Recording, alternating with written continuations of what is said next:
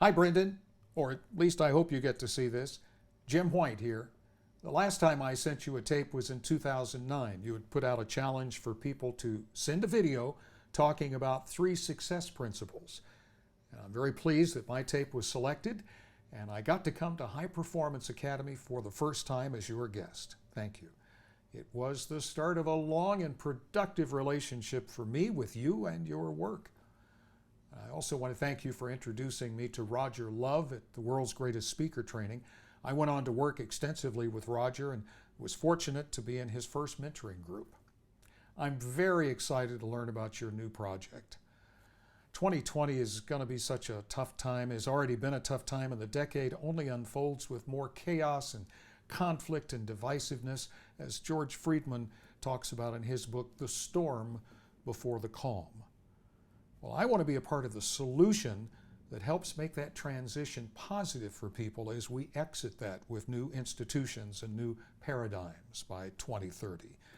And so that's why I'm throwing my hat in the ring to be a part of your new operation, hopefully. I believe it could help me fulfill my purpose, which I've defined as helping people discover the resources they need to succeed. It's also consistent with the 6 words you helped us determine at High Performance Academy. I am strong, responsible, optimistic, engaged, caring, and helping. Now, while I don't have 4 years of on-the-job training with a Fortune 500 company, I have decades of experience working and presenting to the public, high-level executives, and speaking in front of large groups. And I also have a very developed understanding of your products, and most importantly, the Brendon Burchard brand. In one way or another, I've been teaching, training, and mentoring people throughout my broadcast career. That's why I'm reaching out to you, because I believe I can help you and be a resource that helps your company. Well, you wanted to know about my favorite job of all time. I'd have to say it's the company we put together that produced the event Savor Dallas, an event that my wife and I worked on for 10 years. It utilized all my experience, emotional intelligence, true grit, chutzpah, you describe it. I didn't know what we were doing. We just had a dream, a lot of energy. We worked, we built relationships and collaborated, and ultimately it turned out great. After 10 years, we sold the event to the Dallas Morning News and then helped them as consultants with the event for some years to follow. It's kind of the ultimate startup experience. I've been involved in many of them, starting new companies and developing new projects, and getting them developed is what I do best. It also works well with my Strengths Finder assessment. My strengths are strategic, focus, arranger, achiever, and responsibility. Now, something that didn't go so well, it had to be a broadcast experience. I was in Chicago when a longtime friend and colleague wanted to hire me to bring me back to Dallas to co-anchor the KRLD Morning News.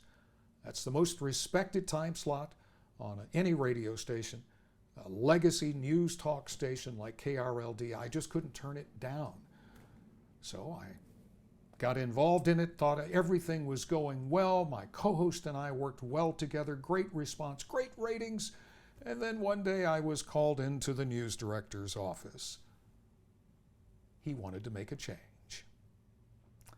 Well, I was just married and had just bought a house, and it was no time to be unemployed.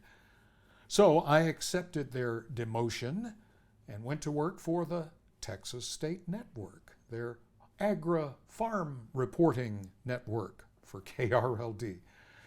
It was mind-numbingly boring, and I did everything I could to make the best of it. I even imagined I'm helping the farmers grow their crops with these ag reports and weather forecasts. Fortunately, I was developing a weekend talk show at the time devoted to chefs and wine that was keeping me engaged and sane. And not long after, the news director who demoted me was replaced. And the new boss called me into his office shortly after he got there and said, "Jim, it's ridiculous that we've wasted your talents burying you in this stupid time slot. He said, "I want you to come and co-anchor the afternoon news." I was delighted. It was a big step up. Everything went well. I had a great co-host. We were awarded the Associated Press Best Newscast in Texas. But something was eating at me. I finally realized one day that the big problem with the gig is I wasn't having any fun. I wasn't learning anything that I didn't already know. Namely, people behave badly, freeways are horribly congested in morning and afternoon rush, and there's lots of bad weather. Plus, I was balancing that with the great guests that I was having on my restaurant show. Julia Child, Robert Mondavi, Wolfgang Puck. So I went to Vicki, my lovely bride of 6 months, and asked her, "Honey, how would you feel if I gave up 90% of our income to do something I'm passionate about?" After she collected her thoughts, I'll never forget what she said. "If you think you can do it, I have faith in you." Well, that show went on to be nominated for the Oscars of the Food World, the best radio show on food. I helped start an event called Restaurant Week that in 23 years since its inception has raised nearly $20 million to help fight hunger. It led to the development of the Savor Dallas project that I talked to, and so much more. Turned out to be a pretty good chicken salad and lemonade recipe, if you get my drift. Put me on a great professional track, and Vicki and I'm happy to report, will celebrate our 25th anniversary next year. So those are the highlights. I'm happy to provide anything else you might want. I also recognize that I might not be a fit this time around, but that's okay, because I know that anything Brendon does will grow and improve, and like all startups, new roles and responsibilities will emerge. So when the time is right, when I am a fit, please keep me in mind, and know that I am ready, willing, and able to serve you, to help others. Thanks.